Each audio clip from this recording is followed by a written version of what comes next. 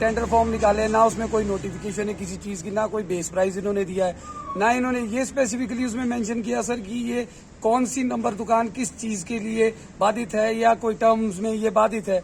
और जैसे ही आज यहाँ सभी लोग अपना कीमती समय निकाल करके टेंडर प्रक्रिया में शामिल हुए तो यहाँ आकर देखा कि विभागीय रवैया बहुत ही निंदनीय था। विभाग अपनी जो भी अपनी मनमानियां करने पे तुला हुआ था। टेंडर फॉर्म खोलने के बाद रिजेक्ट किए जाते हैं कि ये बेस प्राइस नहीं है। अब सब युवा यहाँ पे आए थे, कोई 40-45 युवाओं ने भाग लिया और सारी दुकानों को इन्होंने रिजेक्ट कर दिया, सिर्फ ये बोल के कि ये बेस प्राइस नहीं है। सर, अगर उनका कोई डिससेटिस्फेक्शन आया है तो इस प्रक्रिया को लेके नहीं आया, क्योंकि हमने जो अभी यहाँ पे जो परफॉर्म किया है तो उसमें कोई हमने पारदर्शिता से किया है सारा काम। बट उनका एक ही पॉइंट था, एक ही मतभेद था कि भी आप जो आपकी जो रिजर्व प्राइस है उसको डिस्क्लोज करें। तो टेंडर प्रक्रिया जैसे कि आप सबको ज्ञात था कि आज एचआरटीसी रामपुर के यहाँ पर एक टेंडर प्रक्रिया रखी गई थी जो कुमारसन में नवनिर्मित बस स्टैंड की दुकानें हैं उसके रिगार्डिंग। तो सर उसमें यहाँ पर हमारे को कुछ ऐसे इश्यूज फेस करने पड़े कि जैसे कि सबसे पहले तो विभागीय जो नकलेजेंसी जिसको बोला जाता है कि एक जो इन्होंने टेंडर फॉर्म निकाले ना, उसमें कोई नोटिफिकेशन है किसी चीज की, ना कोई बेस प्राइस इन्होंने दिया है, ना इन्होंने ये स्पेसिफिकली उसमें मेंशन किया सर कि ये कौन सी नंबर दुकान किस चीज के लिए बाधित है या कोई टर्म्स में ये बाधित है। और जैसे ही आज यहाँ सभी लोग अपना कीमती समय निकाल करके टेंडर प्रक्रिया में शामिल हुए तो यहाँ आकर देखा कि विभागीय रवैया बहुत ही निंदनीय था।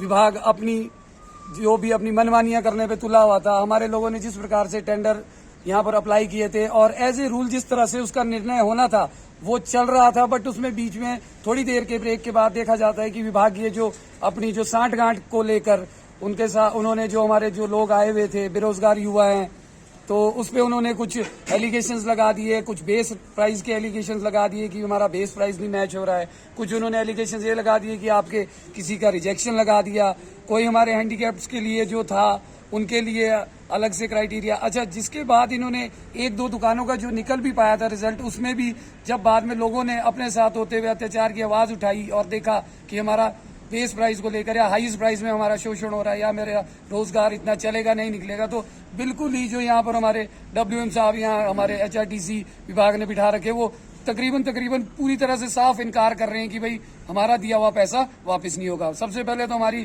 डिप्टी CM साहब अग्निहोत्री जी से मांग है कि पहले तो यहाँ पर डिपार्टमेंट के लोगों की स्क्रूटनी कराई जाए कि जो भी यहाँ से विभागीय काम करते हैं वो इतनी नकलजेंसी और लापरवाही से होता है जिसका खामियाजा आज पूरे दिन यहाँ के लोग यहाँ पर आए हुए लोगों ने खोया। आप सभी जानते हैं कि सब बेरोजगार है, सबका अपना समय है, सब समय निकाल कर आए, उसके बावजूद भी यहाँ पर हमारे को जो शाम को रिजल्ट मिला है उसमें ना किसी भी पक्ष की कोई सहमति नहीं बन पाई है, ना बेस प्राइस पर है, ना टेंडर पर, ना रिफंड पर।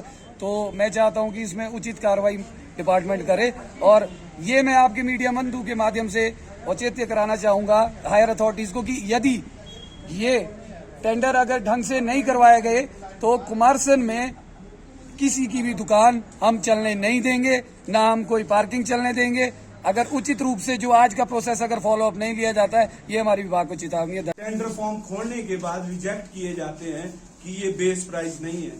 अब सब युवा यहाँ पे आए थे, कोई 40-45 युवाओं ने भाग लिया और सारी दुकानों को इन्होंने रिजेक्ट कर दिया, सिर्फ ये बोल के कि ये बेस प्राइस नहीं है। इन्होंने हमसे चोरी रखी गई है एक प्रकार से कि बेस प्राइस। टेंडर निकलने के बाद टेंडर ओपन हो चुके थे, हर नाम के टेंडर ओपन हो चुके थे कि ये दुकान इसकी है, ये मतलब सारी दुकान की ऑप्शन लगभग हो चुकी थी। उसके बाद HRTC विभाग बोलता है कि योर टेंडर रिजेक्टेड, मतलब कि ये बेस प्राइस नहीं है हमारा। अब ये बताया जाए टेंडर की प्रक्रिया के बाद बेस प्राइस शुरू होता है कि स्टार्टिंग में बेस प्राइस बताया जाता है। सर, ये जो HRTC का नवनिर्मित भवन है कुमारसैन में, उसके कैंटीन वगैरह के लिए टेंडर प्रक्रिया की गई थी, ये किस नतीजे पर पहुंची, कितनी दुकानें अलॉट होनी थी और कितनी हुई हैं और ताजा स्थिति क्या है? सर, आज एक डिविजनल लेवल कमेटी जो ऑक्शन कमेटी थी वो कुमारसन नवनिर्मित जो बस स्टैंड है उसके 15 दुकानें व एक पार्किंग कार पार्किंग है उसकी ऑक्शन की प्रक्रिया और एक कैंटीन ऑक्शन की प्रक्रिया आज हुई है रामपुर में। इसकी वेन्यू रामपुर रखी थी। इसमें as many as 28 tenders open shops के लिए आए थे और 3 टेंडर्स जो है कैंटीन के लिए आए थे और डिसेबल्ड के लिए 8 आए हैं। जो 3 शॉप्स जो डिसेबल्ड पर्सन्स के लिए थी उसके लिए 8 एप्लीकेंट आए थे, जिसमें कि भी हमारी जो प्रक्रिया चली उसमें जो first phase of the tendering process है उसमें जो पहले हमने कैंटीन्स के लिए किया था। कैंटीन का जो रेट था वो उसके लिए हाईएस्ट रेट जो आया था उस पे थोड़ी सी जो हमारे रिजर्व प्राइस थे उससे जो हमारे कॉन्फिडेंशियल रहते हैं उसको मीट आउट नहीं कर पा रहे थे। तो उसमें हमने प्रयास भी किया है। उसमें थोड़ा ओपन प्रक्रिया चली, ओपन टेंडर प्रक्रिया चली। उसमें भी हमने कोशिश की कि इसका जो रेट है एनहांस हो जाए। तो उसका जो कॉम्पिटेंट अथॉरिटी को अकॉर्डिंगली हम अप्राइज कर लेंगे उसके ऊपर।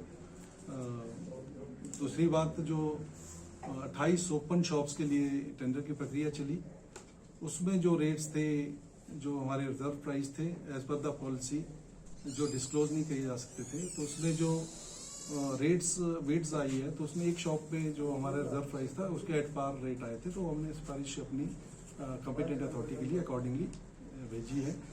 जो अदर शॉप्स थी जो 12-11 और शॉप्स थी उसके ऊपर जो है हमारे को जो रेट जो हमारे जो एज पर पॉलिसी जो फिक्स प्राइस हमने लगाए थे as per the market rate study करके, तो उसमें हमारे को जो रेट्स थे वो कम ऑफर हुए थे सेल टेंडर में। तो एज पर द पॉलिसी जो प्रक्रिया है उसके तहत जब हमने इसको ओपन ऑक्शन के लिए प्रस्तावित किया यहाँ पे लोगों के बीच में जो पार्टिसिपेंट थे, तो उसमें थोड़ा पब्लिक का रिजेंटमेंट आया कि भी उन्होंने इंटरेस्ट नहीं दिखाया और इसमें थोड़ा रिजेंट कर रहे थे इस सिस्टम। तो उनका पॉइंट ये था कि भी आप जो रिजर्व प्राइस है उसको आप डिस्क्लोजर में लाएं।